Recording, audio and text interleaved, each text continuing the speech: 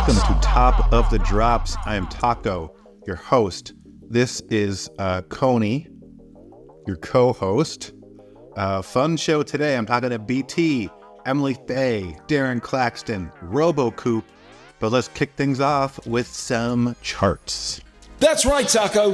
I am the Drop Bot, and I was told in a performance review this week that I'm taking too long to read the charts. So super speed, here we go!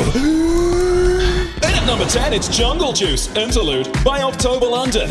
At number 9, Running Out by Love Crumbs. Number 8, Silent Empire by City of Sound. Number 7, Big Subwoofer by Mount Westmore. Number 6, Andromeda, again by City of Sound. Number 5, Poppin' by Snoop D-O-double-G. Number 4, Benadryl by Jack. Number 3, Rather Be Lonely by Jewel Chang. Number 2, Somebody to Lean On by Jessere. And in at number 1, it's Bright Lights Live by Jack, appearing for the second time. That's all from me. Back to you in the studio, Taco. Coney, do you want to tell everybody to like and subscribe? That's what I thought.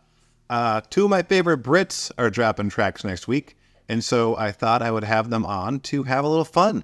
Here is Darren and Emily Faye. Emily and Darren joining us for Top of the Drops.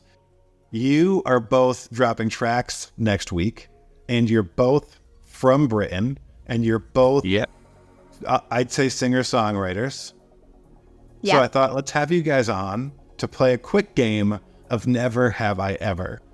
To explain the rules for you again, I'm going to list off some Never Have I Evers. If you actually have done these things, just raise your hand. In real life, you'd be taking a shot. We don't need to be drinking pure vodka in there. Pure vodka. All right, you guys ready? Yeah, go on. Let's go. Never have I ever performed at a gala music live event. No, Darren has. Emily, you haven't. Oh, what? I played it. You have. Did that not count? No, that didn't count. Oh. Yep, Emily, this next one's the easier one for you. Are you ready? I'm ready, yeah. Never have I ever won a gala music open mic. Oh, yeah. Okay, now we're back on track. Never have I ever burst into a song performance when it was not requested or even necessarily appropriate in that moment. I bet Darren has. He did it at the start of this video. You joined this meeting with a guitar bursting into song. I was here for it. I enjoyed it. Never have I ever secretly wished I was the only UK artist on the platform so I would get the most attention. No, I've been and done that. No, I'm like the more the merrier, man. Gala is here to change the music industry. And also Darren has done that until I came along. No, Emily, I actually felt lonely being the only one. I'm really glad you're with me now. And you're only like an hour down the road from me. Yeah. Emily's an hour away. Crazy. Have you guys gotten together to have tea together yet? Not yet, no, but we might will, have tea. sure. We might have afternoon tea. Never have I ever had haggis. Oh, I have. No, I've not. I've not tried that. One of my friends told me that haggis were these sheep that lived on the side of the hills in Scotland, and I really believed her for ages, and she was like, Emily, I'm joking. She was like, nah. Never have I ever owned a beautiful dog. Oh, I have got a beautiful dog.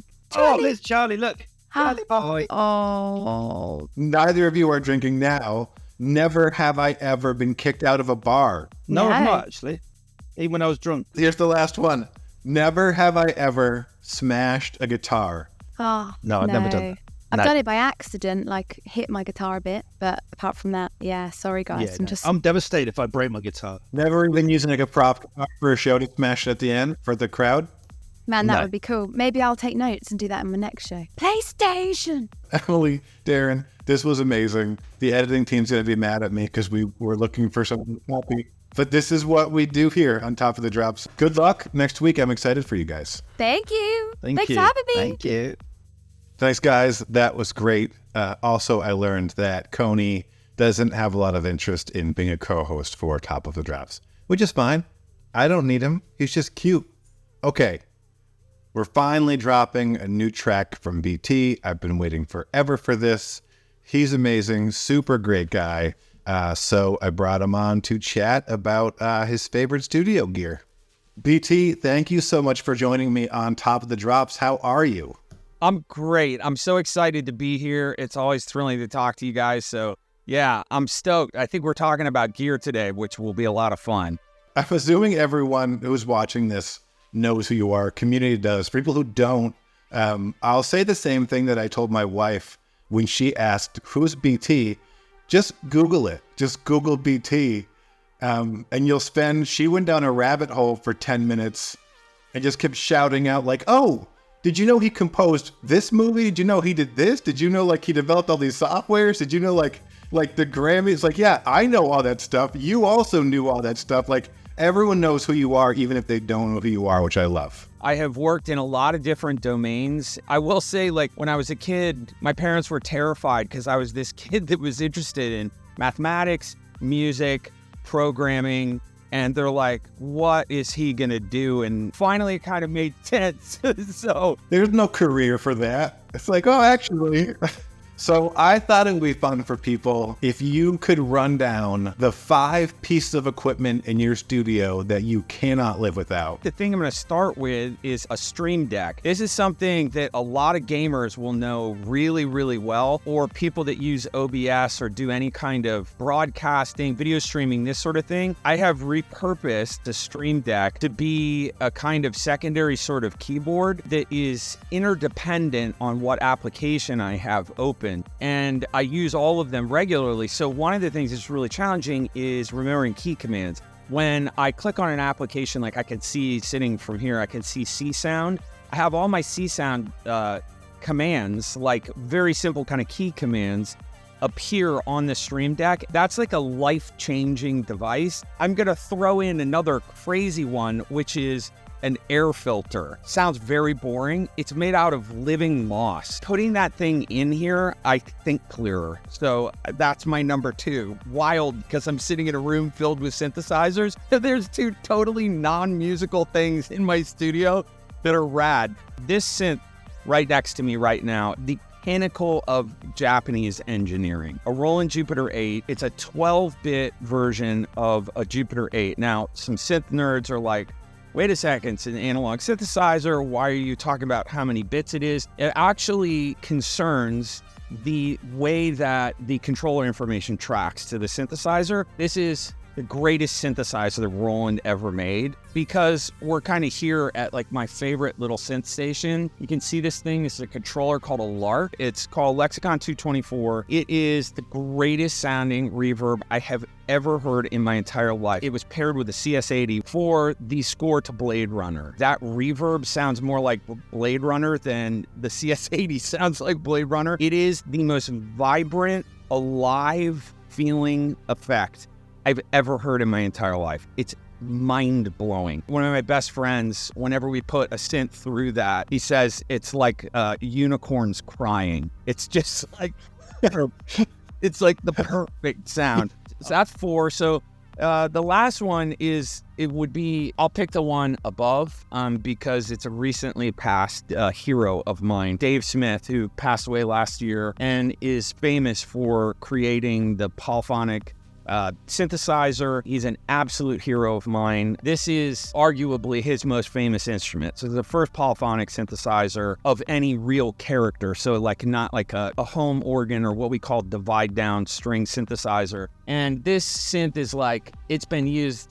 everybody from, Brian Eno to Japan to Roxy Music. This is one of Peter Gabriel's, something you can't turn on without writing a piece of music. I could literally do this for like 85% of the instruments in this room, but that's like a quick kind of top 5. You got started with the not music. A part of me wanted like your top 5 pieces of gear to not even be music gear. It's crazy because there really are things in this room that make working in it so comfortable that are not pieces of musical equipment. This dangerous music monitor bridge I have right here for like controlling the speakers in this room. I couldn't live without this thing. It changes the quality of the room. So there's a lot of things that are non-musical that make the room wonderful to work in. Yeah, that's great. I did write down the perfect sound of unicorns crying.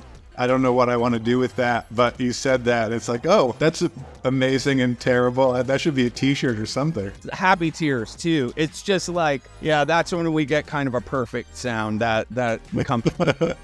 I love it. Thank you, sir, for joining me. I know someday we're going to spend a lot more time talking about synths together because the community is desperate for it. I'm excited about this drop. I'm excited about more drops, more BT in the future. It's such an honor, Taco, and I am too. I'm thrilled. We've got some amazing stuff coming for the Gala community, so we couldn't be more excited.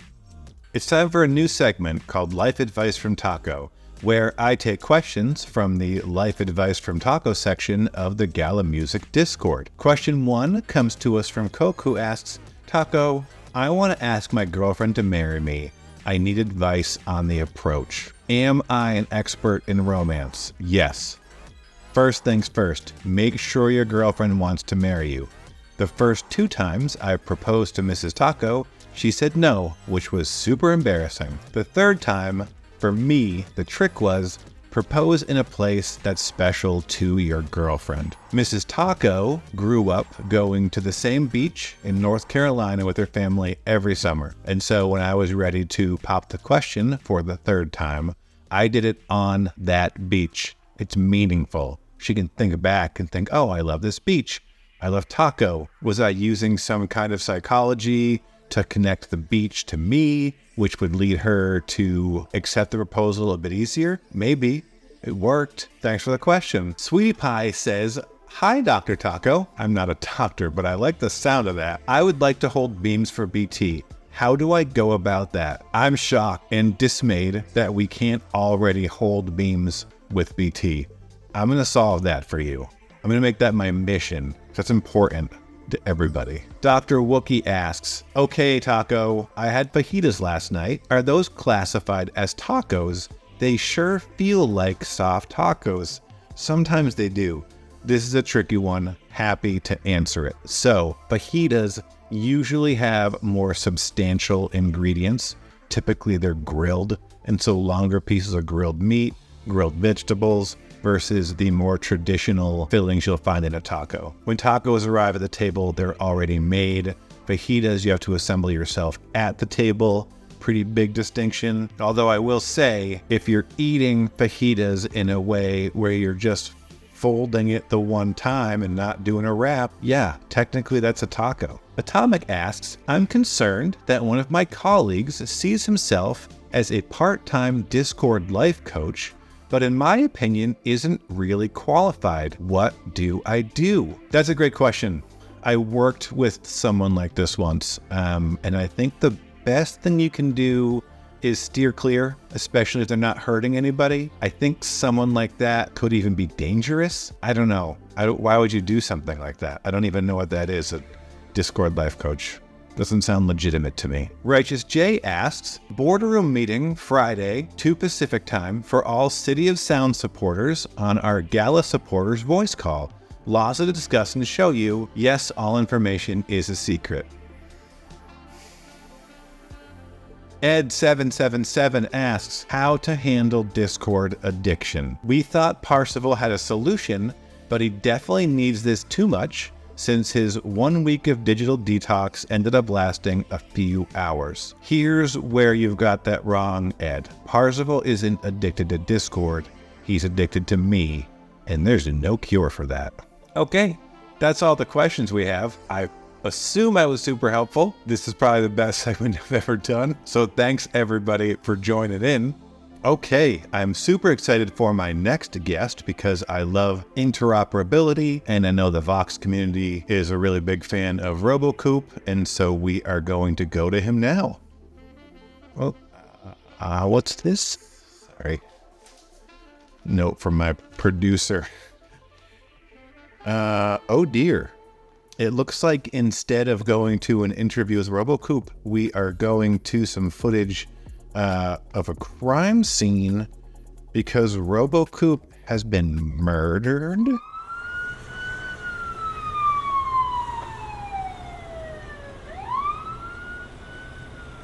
It looks like friends and family are going to be making a statement in the Vox Discord later today, and they're offering a reward for the first person to solve this murder. This is dark. This feels really dark. This isn't what Top of the Drops is usually about, but I guess we're a news show. RoboCoop was supposed to appear on Ahead of the Game later today at 4 p.m. Pacific.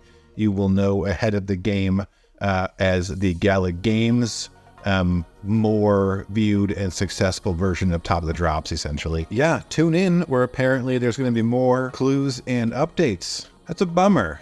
I didn't know RoboCoop well, but still, anytime a Fox chicken is murdered, it's bad for everybody. In memoriam, why don't we give out a free BT track? Here is a QR code.